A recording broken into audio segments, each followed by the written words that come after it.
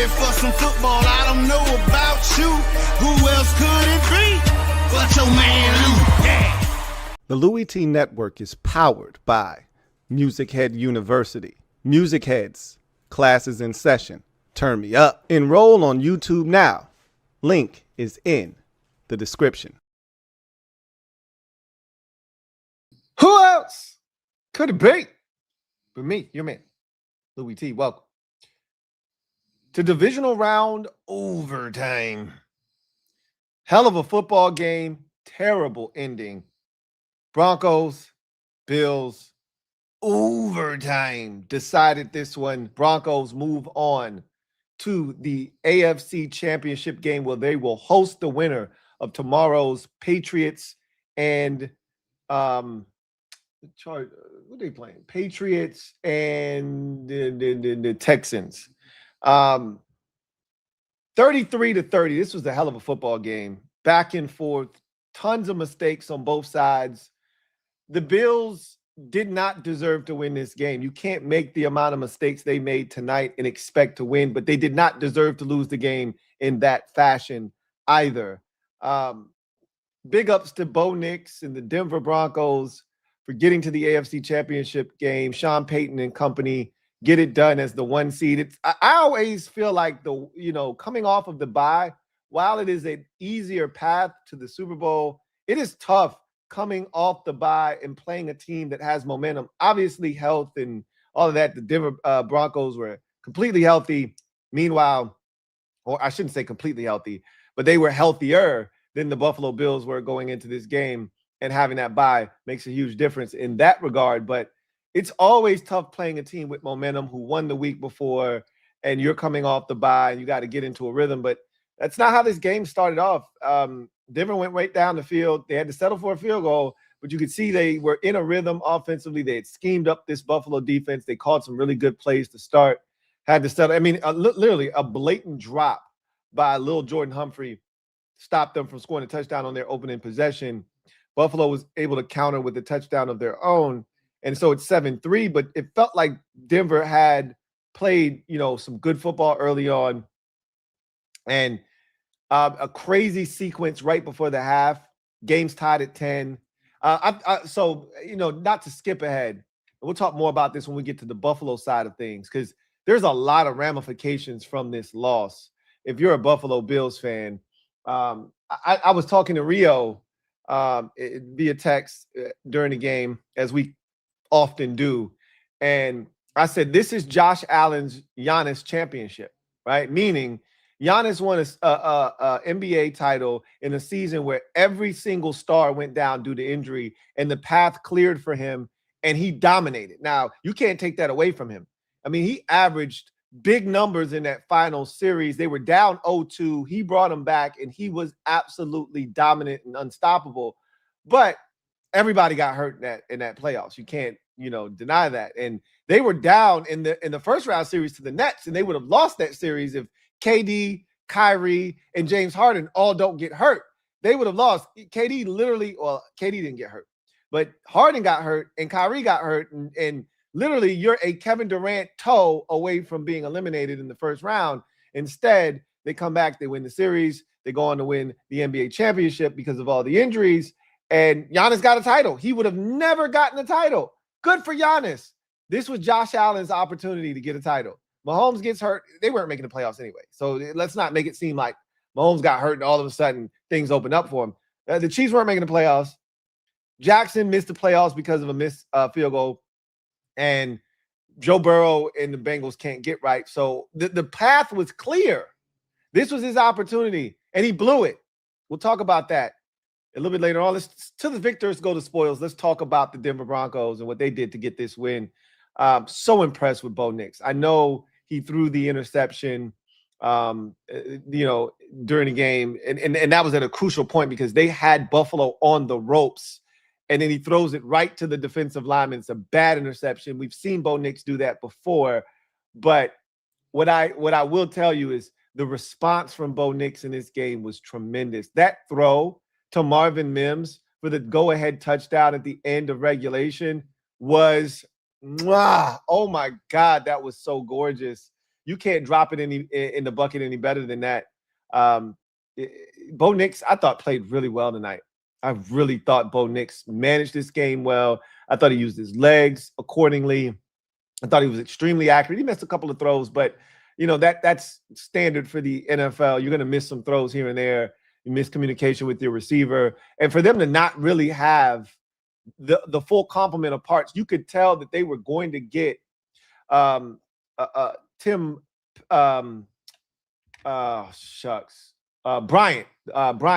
the receiver Bryant, involved early and often. Pat Bryant, he had 3 catches on the first 5 plays. He had 3 catches, and they were going to really utilize him.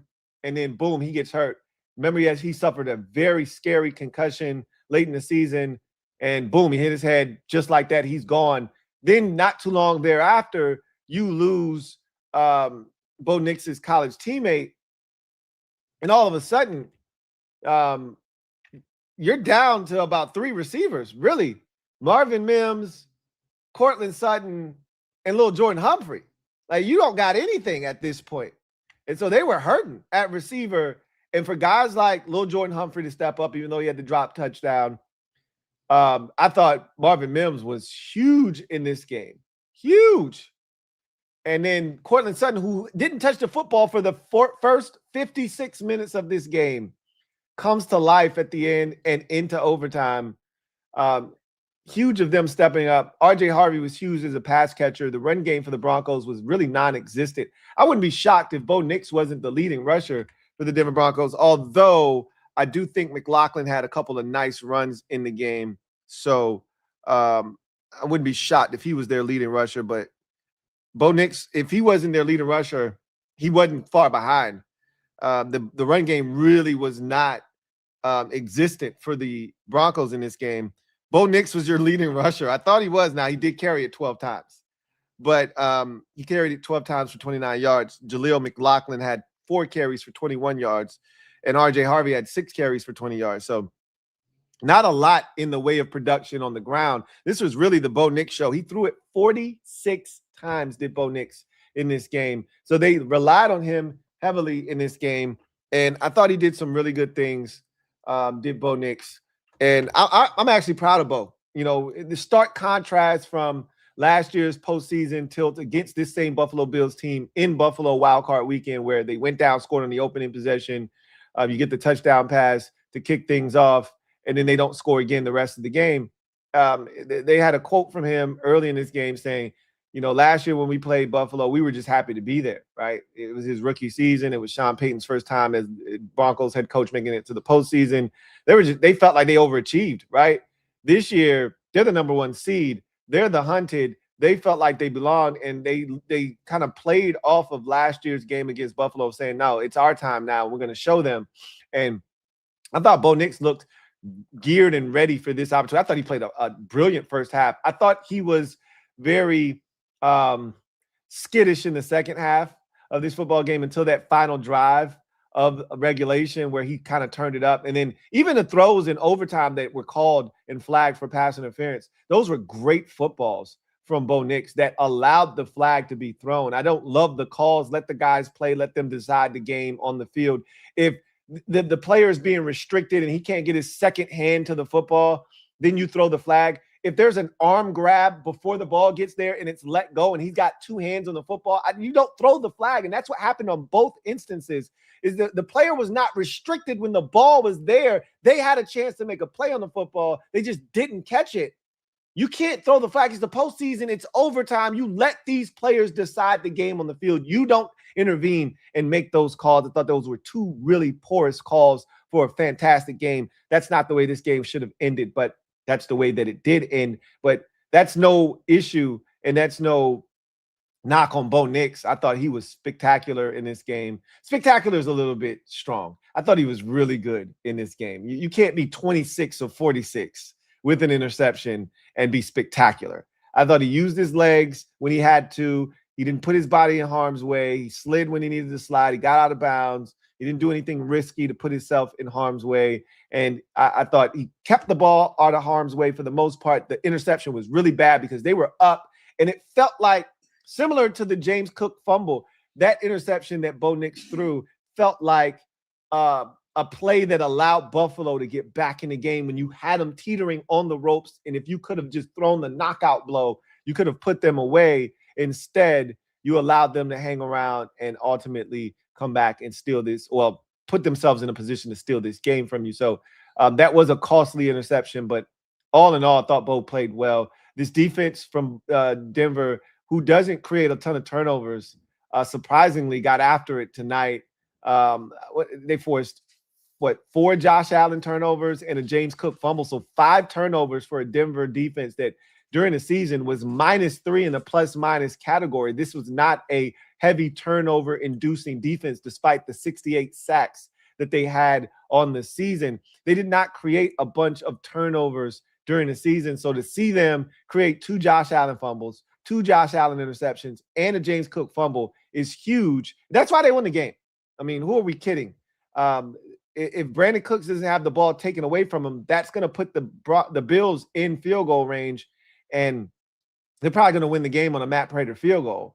Instead, you get the interception, and it ends up being a Broncos walk-off field goal, 7-8 plays later. So it's crazy how this game can turn. But the Josh Allen, I always love postseason ball, whatever sport. I've been told that postseason hockey is so intense. I've never watched, but I'll take everybody else's word for it. I love postseason baseball. I love postseason basketball. I told you that's the best. Postseason basketball is so awesome because in the regular season, guys are half-assing it sometimes. You're on the back, on the second night of a back-to-back, and you just say, you know what, to hell with it. They got it. I'll get them next time. In the playoffs, there is none of that, right? You get days off in between the games. You get the guys maximum effort. You get guys really hooping. Every possession matters. I love postseason basketball, and the same can be said for the NFL. Now, I never feel like in the NFL you get guys loafing or, taking snaps off or anything of the sort. But when you get to the postseason, everything is magnified. Not to say that it's not in the regular season, because it is, but even more so in the regular season, in the postseason. That Josh Allen fumble before halftime in a game that you lose by a field goal in overtime that would not have gone to overtime had you not had the fumble and the subsequent 3 points that spawned off of it. That's a huge play in this game. You can't do that. And so shout out to Nick Bonito. He forced 2 fumbles of Josh Allen in this game. The one right before the half and then the one right after the half. The Broncos scored 10 points in the final 22 seconds of the first half, took a 20-10 lead at the halftime break, put the Denver Bronco, or the Buffalo Bills rather, in a deep hole. And then Josh Allen throws an interception to start the second half, or excuse me, Nick Bonito forces another fumble to start the second half. That turns into another field goal. And it just in a matter of about 3 minutes, they've scored 13 points, taken a 23-10 lead, and they've got the Bills on the ropes. Allen takes them down the field and scores. That's when Bo Nix threw the interception. I thought that was an opportunity to respond. Even if you got in a field goal, go up 26-17, you're back up 2 scores, you would have settled things down. Instead, throw an interception. The Bills take the lead 24-23. And from that point forward, you add yourself a ball game. So I just thought Denver's defense stepped up, made plays, when they had to be made. The PJ Locke interception was huge. That if he doesn't come over and take that football away, that's a touchdown. If it's not a touchdown, it's down inside the 5-yard line. They're going to score a touchdown eventually. And so that's a huge play there. These were some big turnovers that the defense forced, because either they stopped the Bills from scoring points directly, or they put the Broncos in a position to score points. The James Cook fumble, they were up 7-3 where the Bills. That fumble changed everything. They were on the move. They were going to get points on that drive, barring some sort of setback, like a holding penalty or something like that, that moved them back and they couldn't convert, they were going to score on that drive. They were moving the football. They had confidence. That's a big forced fumble there by Singleton. They made some big plays at this defense. And, we talked so much about Denver's defense. This is what you got to do. If you claim that you're like that on defense, you're one of the best defenses in football, you need to make these types of plays. And they did tonight. That impacted and altered the outcome of this game. Without this Denver defense, the Broncos aren't advancing to the AFC Championship. And you also got to give credit to their place kicker, Will Lutz. He made some big kicks in this game, including the game winner. Obviously, it was 24 yards, but we've seen stranger things happen in this league. So special teams stepped up for a Broncos team that had some big injuries to the wide receivers early in this game. They overcame it, found a way to get it done. Defense stepped up, made critical plays, forced turnovers, and the offense capitalized on said turnovers. Big win for the Broncos as they are now 1 win away from returning to the Super Bowl for the first time since 1998. Wow. So you go to the Bills side of things, and boy, there's a lot to unpack here. 5 turnovers on the road against the number 1 seed is a death sentence, it feels like. And the fact that you were still in this game with 4 turnovers, with a chance with the ball, with the chance to win, you're a Brandon Cooks catch away from being in the driver's seat is beyond me. You saw the statistic they showed on the screen. Teams that are -3 on the road in the postseason from a turnover differential standpoint are 1-85. They're now 1-86. But at that point, the Bills were driving for the game-winning score. They could have made it 2-85, which would have been insane. And I really would have thought that this was Josh Allen's season had they found a way to win this game, because with all the mistakes they made in this game, they had no business winning this ball game. But it just wasn't meant to be. You got to start with Josh Allen. There's going to be a lot of conversation come Monday about Josh Allen. Is he ever going to win? Yada, yada, yada. Could he be another Dan Marino type quarterback? Excellent Hall of Famer, first ballot, but never wins the Super Bowl. This felt like a great opportunity. I will say this is one of the worst Josh Allen Bills-led teams that I've seen him be a part of. They weren't great defensively. Offensively, they had plenty of holes. This was probably the best run game he's ever had, supporting him with James Cook, who was stellar today. He was outstanding, over 100 yards rushing for James Cook. But this is not a great Bills offense, nor is it a great Bills defense this year. And thus, Josh Allen had to do a lot of the heavy lifting this season. And even in this game, again, he made a lot of mistakes, though. We can't sit here and play the blame game and point fingers at everyone else except Josh Allen. He was responsible for 4 turnovers by himself, 2 interceptions, and you know, you could argue both of them were, well, one of them was really bad. The one that PJ Locke picked off, first of all, great play by PJ Locke, backside safety there to cut that one off. But if Allen leads him up the field or towards the back of the end zone, towards the goalpost, it's a touchdown. It's a bad throw from Josh Allen. But I don't think he ever saw PJ Locke. He was really more so focused on the front side safety, Talanoa Hufanga, and he had his back turned. And so Allen just thought, if I just lay it over him, I'm good. But he didn't see PJ Locke breaking on that football, which was a great play. But that's a bad interception. You can't throw that one, right? The 2 fumbles are costly. The second one, not his fault. You're getting rushed. Khalil Shakir did a terrible job of chipping Nick Bonito. He basically gave him a free escort to the quarterback. So you can't really put that one on Josh Allen. But the first fumble right before the half is as egregious as it gets. And I'm with Tony Romo. 5 seconds left, or not 5 seconds. I think it was like 10 or 11 seconds left in the first half. You got no timeouts.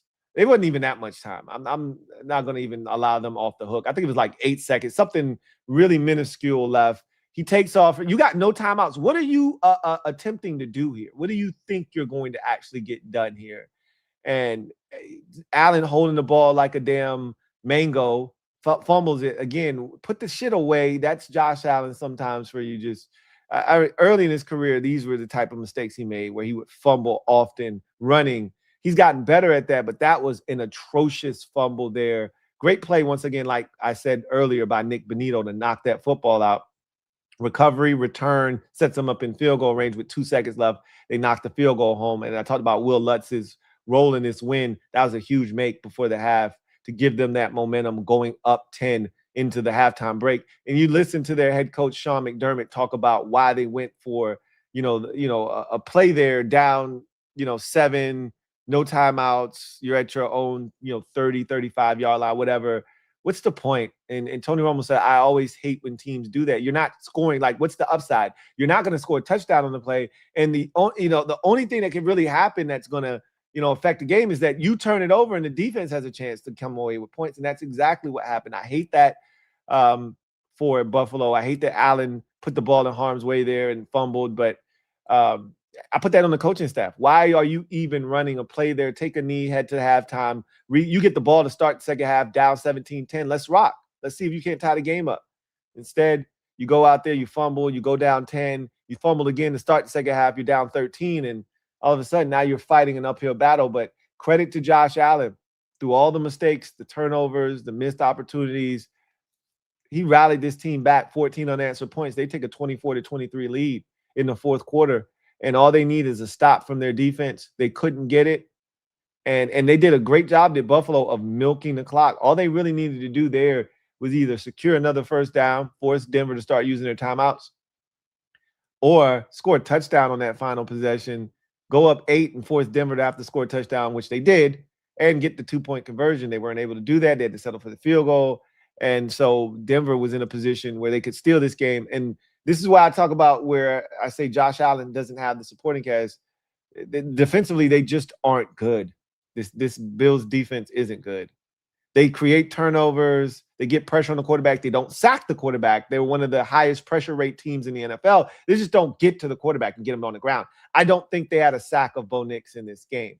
So that's, I think, a microcosm of who Buffalo has been this season. They don't get to the quarterback in terms of getting him on the ground, but they do pressure the quarterback, and they did pressure Bo Nix. As a matter of fact, I take that back. I think they did have a sack because they forced Bo Nix. Did they force him to fumble? No, that pass was incomplete. So, no, I don't think they had a sack tonight. But they did force a turnover, and that's who they've been this season. They did force a Bo Nix interception. They had another forced turnover on a fumble. Larry Ogunjobi is offsides. That's a backbreaker because, again, I talk about the little things mattering in postseason football. The Denver Broncos on their opening possession got a field goal in a game that you lose by 3, in a game that goes to overtime. Those 3 points were huge. You force a fumble on that play. It's recovered by Louie, the safety, but it doesn't count because Larry Ogunjobi jumps off sides. And so your fumble is negated. That's how you lose games. You turn it over 5 times. You negate a turnover that you forced of your own. And, the legacy of Josh Allen is tarnished again. Like, this time he's got to wear it, though. Oftentimes when we talk about Josh Allen and failures in the postseason, we can point the blame somewhere else. The defense did this, or a kicker did that, or this player did this, or this player did that, but it was never Josh Allen's fault. Josh Allen cost the Bills this game tonight with his turnovers, with his loosey-goosey style of play, with him having the football out there. Now, I will say, if Brandon Cooks can come down with that football, all is forgiven. We'll all praise and hail Josh Allen, and he's just one game away from finally playing in the Super Bowl, but it just wasn't meant to be, and it always feels like something stands in the way of Josh Allen getting to a place where he can play for a Super Bowl. This was a great opportunity. Again, this was not the best Buffalo Bills team I've seen him leading, but this was the most wide open field I've seen him in to kind of offset the fact that this wasn't one of his best teams. This is as wide open as it's ever been. You beat Denver, and next week you got a shot against either Houston or New England. And the Patriots very well, and the Texans are offensively challenged. So you would add a big shot. This is a big missed opportunity for Josh Allen. And I think they're gonna crucify him come Monday. Those talking head shows are really gonna go after him because he turned it over 4 times. I mean, there's not much I can say. What more can I say? Not really much more I can say. He turned it over 4 times. I would love Brandon Cooks to catch that football. I don't put that one on Josh Allen, but what about the other 3 turnovers? Okay, the other fumble right after the half where Khalil Shakir basically escorted Nick, Bonito to you. Okay, that was not your fault, but the fumble before the half was just brutal and unnecessary. Put the damn ball away. Ultimately, Allen is 0 in overtime. They said he's never won an overtime game, which is amazing at this juncture of his career. And he continues to struggle in the postseason, winning games. And again, I know it's not an individual sport. It's a team sport, but you know how this goes. You get all the praise when you win. You get all of the blame when you lose. And Allen didn't get it done. He is going to be criticized for this, and rightfully so. I believe he had a huge hand in the Bills not advancing to the AFC Championship game. This is also a stain on Sean McDermott. Like, how many more times can you get to the postseason and not perform? This was your opportunity. They didn't get it done. I don't think McDermott's getting fired, but remember, we taught all pre-playoffs, with leading up to the first set of games in Wild Card Weekend, that if the Steelers lost in Wild Card Weekend and the Bills lost in Wild Card Weekend, that both of those coaches could be gone. Tomlin stepped down, and I wouldn't have been shocked if the Bills moved on from McDermott following a postseason loss in Wild Card Weekend to Jacksonville, but they were able to pull that one out. They weren't able to get this one. This one stings, and we'll see what the future for Sean McDermott looks like. I wouldn't be shocked if they moved on from him. I don't think they will, but I wouldn't be shocked if they did, because this seems to be a trend for him, not being able to get it done in the postseason, and that's pretty rough. Pretty rough. But ton of injuries for Buffalo. Nobody's going to feel bad, sorry for you. No one's throwing you a pity party. You got to find a way to win. How about you not turn it over 5 times? How about you don't do that? I hate that the officials stepped in and helped decide the outcome of this game, but how about you just don't turn it over 5 times? That's the start. Don't do that on the road, especially. So I think Buffalo got what they deserved in this game. You turn it over 5 times, you don't deserve to win, and they didn't, falling 33-30 to the Denver Broncos. The number 1 seed in the AFC moves on. We'll see if the number 1 seed in the NFC can do the same. Let's get to the comment section. But before we do that, let's get a word quickly from our sponsor. Sleeper. Sleeper is the best way to experience and connect over sports together. It's a one-stop shop for all your sports needs. You can celebrate and chat on games in real time with other users, get the fastest scores, blazing fast news and alerts right at your fingertips, play in fantasy leagues, and win real money on pick contests. So enjoy sports the way they were meant to, together. Download the number 1 sports app today. Predict the hottest football stats like passing yards, receiving yards, touchdowns, interceptions, and much more to cash in on your daily fantasy football skills. Use promo code LTN and Sleeper will match your first deposit up to $100. Terms and conditions apply.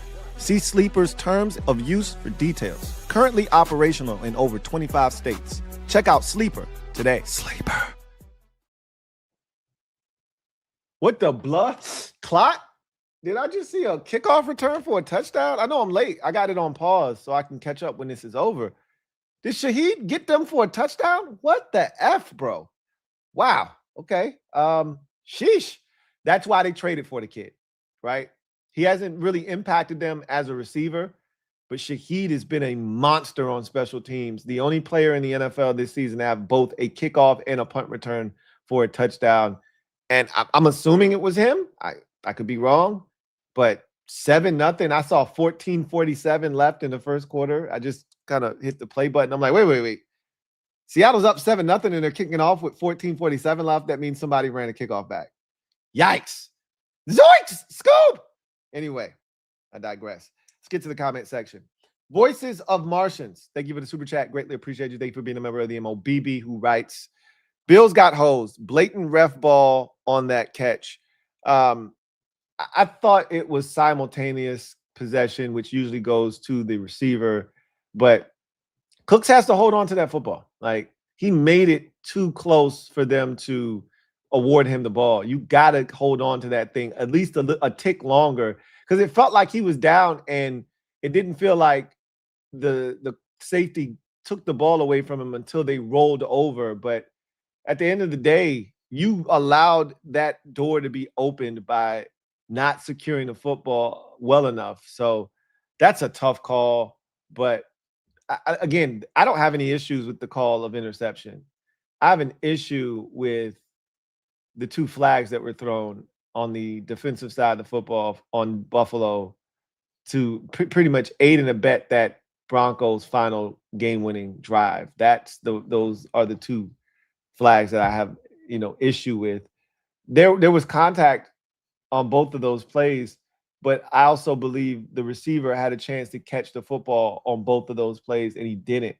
And you're penalizing the defender for contact, which both guys initiate during the process of getting to the football. Once the ball is there, I think pass interference in the playoffs, not in the regular season. But again, rules are the rules, and you probably say, Louie, if it's a flag, it's a flag. If it's a penalty, it's a penalty. If it's a foul, it's a foul.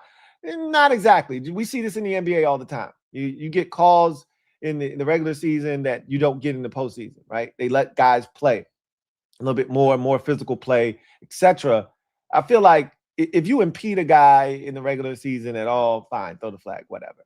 In the postseason, and you see this, they let them play a little bit more, but I felt like they picked the most inopportune time to be a little bit flag happy.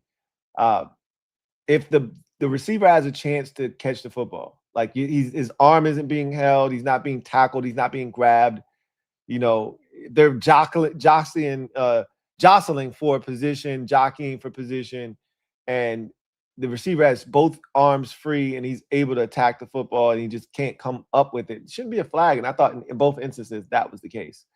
The contact came a little bit before the ball arrived and at the catch point, and just let him play. Thought that was terrible. And I didn't blame Tre'Davious White for slamming his helmet in front of the official. You just cost my team the season. Because even if they don't gain another yard, they're already in field goal range. They had the Bo Nix play where they went backwards. This was going to be a pretty significantly long field goal. No telling if it's made or not by Will Lutz. That pass interference on Tre'Davious White basically gave Denver the game. I didn't love the officials kind of imparting themselves into the game there at the end. Ron and Dude Bangkok, thank you for the super chat. Greatly appreciate you. Who writes, that PI call was obviously a phantom. Refs equal crooks. I hated it. Like I said, great game, terrible finish. Terrible finish. Thought they really stepped in and interjected themselves into a great game. We don't need to be talking about officials at the end of a postseason game as good as this one. That shouldn't be any part of the conversation. But it is. And that sucks. Ron and Dude Bangkok. Double up. Thank you for doubling up. Who writes, how long before your Commanders go back to the playoffs? Early as next year. You get the weaker schedule. You get lowered expectations. And nobody's checking for you anymore. And you can sneak up on teams again. This is when we do our most damage, right? When nobody's checking for us, we can sneak up on teams. We got a lesser schedule. That's when we're at our best. Unfortunately, we got a lot of variables that we can't control right now. We'll see what the offseason holds. But I got Jaden Daniels, so I'll tell you right now, playoffs are a realistic possibility this upcoming season. Eric Reeves, thank you for the super chat. Greatly appreciate you. Eric Reeves writes, if only AP can get JD a defense, shaking my head. I also, after this game, would like him to get JD a tight end of some sort. Dalton Kincaid is a problem. That's a first-round tight end. And that touchdown catch, second in as many weeks, late in the ball game when they have to have it, that's what I want. I want something like that. Boy, we need a tight end. JP, thank you for the super chat. Greatly appreciate you. Thank you for being a member of the MOBB. My guy, John Perez, writes, damn, Lou, this was supposed to be Josh Allen's year with no Mahomes in the offs, and the Bills blew it. Yep, they did. I agree. They may never close the deal. McDermott fired. I don't know if he gets fired, but I could see a scenario where he does get canned. And I could see them promoting Joe Brady, the offensive coordinator, to the head coaching position if they love him. But McDermott, this one stings. This one stings. And again, he didn't do anything wrong necessarily, did McDermott. But they didn't get the job done. They didn't execute. And I will say this is on McDermott from this standpoint. The decision to not take a knee before the half, to run a play that results in you turning it over. And again, Josh Allen has to do a better job protecting the football. But still, he shouldn't even been placed in that position because you should be taking a knee heading to halftime down 17-10. We get the ball to start the second half. let's go tie this game up and start anew, right? That's a bullshit-ass decision that cost you 3 points ultimately, and you lost the game by 3 points. So McDermott does have to wear that, and I think he is largely to blame for that sequence there right before the half. Sucks that Lewis got hurt because Lewis got hurt because right as he got injured, they brought in Darnell, Macho Man, Garbage Savage, who asked for his release from the Commanders to go and do that shit in the divisional round, give up a touchdown. He stinks. It's easy to talk in definitives right now. Never is a strong word. I think there are a lot of people out there that thought John Elway would never win a Super Bowl after going 16 times and losing all 16 of them. Then he went twice at the end of his career and won both of them. So never is a strong word. There were probably people that thought Steve Young would never win a Super Bowl. And then he finally said, get the monkey off my back when he won in 95. I won't say never, but this is a tough one because the road to the Super Bowl for Buffalo and Josh Allen was paved, and all they had to do was just stay on the road. And they veered off the road, crashed into the median, and now they're waiting for off-season roadside assistance. And there's no telling that you'll get this opportunity again, right?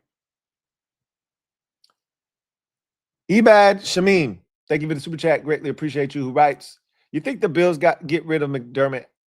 I think it's a real possibility. And I suggested that was a thing going into the postseason. They didn't lose in wild card. I thought wild card weekend loss would definitely ensure his departure. Divisional round, I don't know, but I do know this.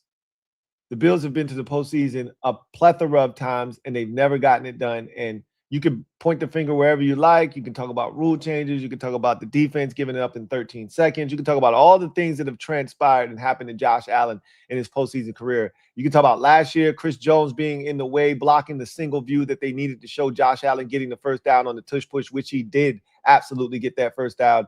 But there's no, it is what it is. This one stings. This one stings because Josh didn't play his best game. McDermott, I hate the call before the half, but he couldn't account for James Cook fumbling as you're going down and potentially take a 10-3 lead, or even more damaging to the Denver Broncos' chances in this game, a 14-3 lead. Fast start for the Bills. James Cook puts the football on the ground. When he called the play for Josh Allen to drop back, he said before the half they were looking to get a shot, maybe get out of bounds, and then maybe take a shot on a Hail Mary or something like that. He didn't know Josh Allen was going to take off running and fumble the football. Like, McDermott doesn't have anything to do with that, but it was his decision, and it backfired. So I wouldn't be shocked. Magic Red, thank you for the super chat. Greatly appreciate you. Magic Red writes, Jaden's QB class ahead of schedule. They are. Jaden went to the championship game last year. Nix is going this year, and Caleb Williams has a chance to go. And also Drake May has a chance to go. So that QB class has a chance to go down as one of the greatest we've ever seen in our lifetime. That 04 class with Roethlisberger, Manning, Rivers, that's a hell of a group too. All right, you're probably talking about 3 Hall of Fame quarterbacks right there. This group has a chance to exceed that group with the 4 that I just mentioned, but they got a long way to go, right? But that 04 class, that's the gold standard. That's the gold standard of this century. And this class is off to a hell of a start. Andre67 Poggers, thank you for the super chat. Greatly appreciate you. Thank you for being a member of the MOBB, who writes, can't have 4 turnovers and blame the refs. Bills had calls go their way against the Ravens last year. All the games have been good in the playoffs. This ain't about last year. But to your first point, absolutely spot on. They had 5, not 4 turnovers. 5 turnovers. Can't have 5 turnovers and want to point to the refs. Totally agree with you. 110%. Can't look at the refs and say, hey, don't call that call. You cost us the game. No, you turned it over 5 times. That's what cost you the game. That's what cost you the game. That's why I said I didn't put this on the refs. I said great game. I hated the ending, but you can't put yourself in that position. I always talk about boxing in particular, where don't leave it up to the judges. You want to win, knock the guy out. If you're Buffalo, don't leave this up to the officials. You want to win, go take the victory and go move on to the championship game. Don't leave it in the hands of the officials. That's what they did, and it didn't go well, but they put themselves in that position. Absolutely, they did. These playoffs have been phenomenal. Phenomenal. I was telling my wife, I told Rio this, anybody that will listen, this is something that I would have talked about to you guys on my podcast if it was up and running. I'm going to get my life together. Got a lot going on. I feel like the bookend games are going to be tremendous. I told Rio, I said, this Bills Broncos game is going to be fantastic. The Rams and Bears game is going to be fantastic. The two games in between, all bets are off. They could be terrible. They could be good. They could be meh. I don't know about those two, but the ones on the ends, the bookend games of the divisional round weekend have a chance to be phenomenal. And I thought the Bills-Broncos game was going to be the most entertaining of the weekend.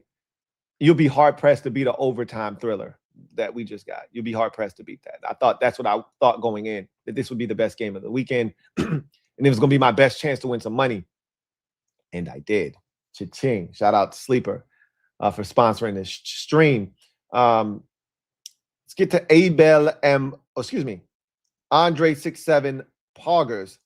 Double up. I think you're doubling up. Who writes, Josh, the DeRozan of quarterbacks. He's a doormat for Pat like DeRozan was for LeBron. That was a pick. Can't let the DB take it away like that. I think you're elevating DeMar DeRozan way too high up on the food chain, up on the ladder. DeMar DeRozan was never like the best player in the league. Like, he never won an MVP. He was never viewed as an equal to LeBron or something, next step down. DeMar DeRozan has been a fantastic NBA player. Don't get me wrong. But he was never viewed as a guy that could take LeBron down, or this is their chance to win with DeMar DeRozan. Yeah, I think the proper analogy would be the Reggie Miller Pacers, the Patrick Ewing Knicks, the John Stockton Karl Malone Jazz with Michael Jordan. But this isn't that, because Patrick Mahomes wasn't in the postseason, so there was no big bad boogeyman. I would equate it to the Knicks, right? When Jordan retired those 2 years, the Knicks had a shot. There was no big boogeyman in the East to stop them from getting to the NBA Finals, which they did in '94, right? But they still lost to the Houston Rockets, so they didn't take advantage of it. That's what I liken it to. I mean, that might be a little bit too old for you. You might be a little bit younger, so it doesn't resonate with you. But that's the proper basketball analogy if you're going to use one for Josh Allen. The Knicks, basically, of the 90s. That's Josh Allen here. And you could look at the game where the defense gave up the 13, the field goal in 13 seconds as the Charles Smith game, where all he had to do was Smith, miss, Smith again, Smith denied, and they lost the game. All you do is put the ball in the basket. 7-footer can't put the ball in the basket 2 feet away from the hoop, right? Smith, no, Smith again, no, Smith denied, and the Bulls win.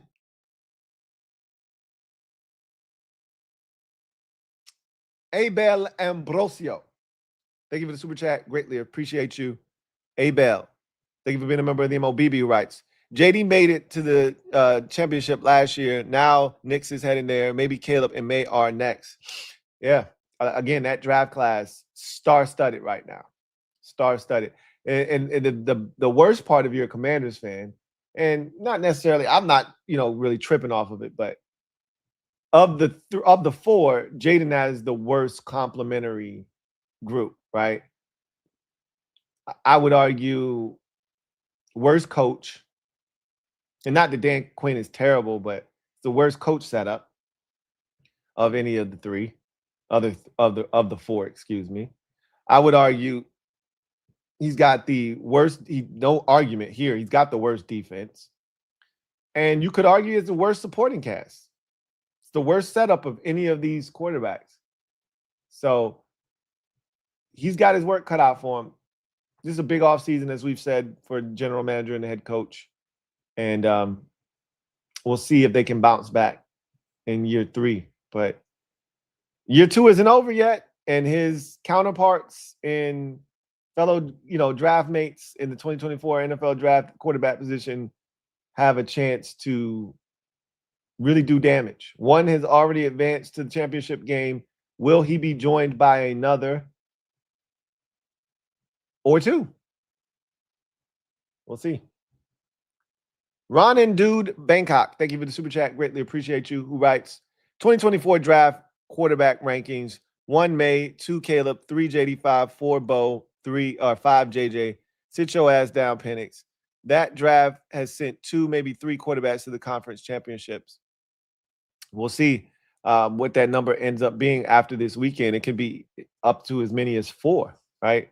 Going to the conference championship in just the first 2 years of their careers. Should be really interesting to see how these other games turn out. Andre67 Poggers, thank you for the super chat. Greatly appreciate you. That PI was bad, but that roughing the passer, it was still roughing the passer, to your point. It would have been, and it was stupid. Joey Bosa hit him 15 seconds after he threw the ball. I don't know if that was a frustration hit or what. It was just dumb. And so they were going to be in some trouble anyway. But again, 15 yards is different than, 29 yards or 30 yards, which is what that PI ended up being, 25 yards, whatever, big difference. But again, they would have still had a first down and had every opportunity to get closer. So the Bills unraveled late in the game. They did. Again, they did this to themselves. No one feels sorry for them. I don't, at least. I can't speak for anybody else. Anyhow, I digress. All right, so I'm going to allow you to get to the other 1-6 matchup on Saturday. I don't really think this game is going to be all that entertaining. That doesn't mean it won't be close. I just don't think it's going to be super entertaining. You're not going to walk away from this feeling fulfilled. We've watched these two teams play twice this season, once on national television, and it was belt to ass. Seattle dominated the 49ers. And then week 1, these two teams lock horns, and it was a 13-10 rock fight in which Nick Bosa got a sack strip of Sam Darnold in the final possession to preserve the 13-10 victory. I just don't think this is going to be an aesthetically pleasing game. It could be close. They're family members. They know each other. We'll see if the 49ers learned from the ass kicking they got in week 18 or if it's just much of the same. Sam Darnold dealing with an oblique injury that he strained during the course of the week. We'll see if that impacts him during this game, but I don't have a ton of confidence in San Francisco's ability to figure out this Seattle Seahawks defense. And then I saw a touchdown on the opening kickoff, so that's not a great sign if you're San Francisco. Anyway, you are already not the better team coming in. You can't be giving up freebies on special teams. But that's what great teams, that's what good teams do. And shout out to their, general manager, John Schneider, for identifying a talented guy like Rashid Shaheed at the trade deadline, understanding that Seahawks were a real threat to win it all this year, bolstering that roster. And Shaheed, while he hasn't been the offensive threat that they would like him to have been at this point, boy, has he had an impact on the special team side of things. And no time like the present to do that in the playoffs. So that's going to do it for me, your man, Louie T. I look forward to chopping it up with you guys after this game meets its conclusion. And we'll see if the 49ers can somehow overcome the early deficit or if Seattle is going to advance just like the 1 seed in the AFC did, playing a 6 seed. Can the Seattle Seahawks do the same against the 6 seed in the NFC against their family member in the San Francisco 49ers? You guys enjoy the game. I'll see you on the backside of this thing, and we'll preview tomorrow's contest as well. Peace. Enjoy the game.